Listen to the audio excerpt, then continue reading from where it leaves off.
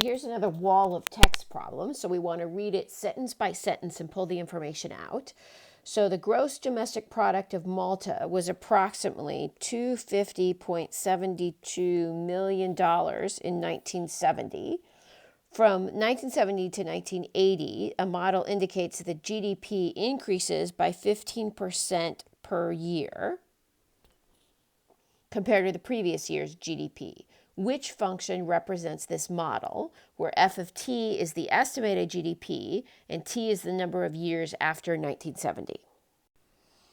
Okay, so an increase of 15% a year, another way we can write that with decimals is 1.15, right? So we see that if you take something and you're adding 15% a year. So this is how we would represent that written in a digital form. So now let's look at where it shows up here. It shows up here, here, here, and here. And my students, most of them know to look for 1.15, but they're confused as to, wait, which one makes it work?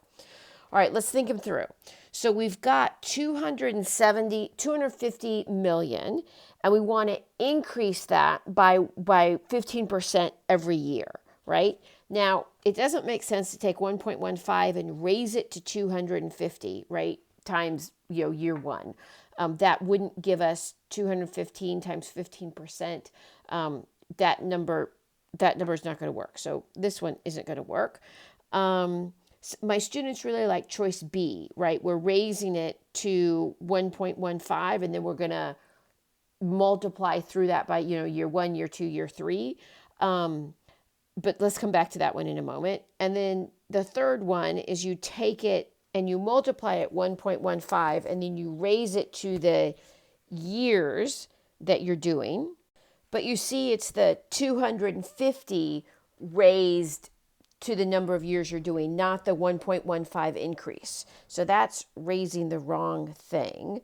So then there's this one. So my students either choose B or D usually. And so this one is you have the amount, and then you increase it by 1.15 for every year that you keep going. So this is actually the right answer. And choice B raises it to the wrong thing, which I know isn't helpful. But it's choice D, that you want to increment 1.15 for every year that is beyond 1970. And that's the formula that does it.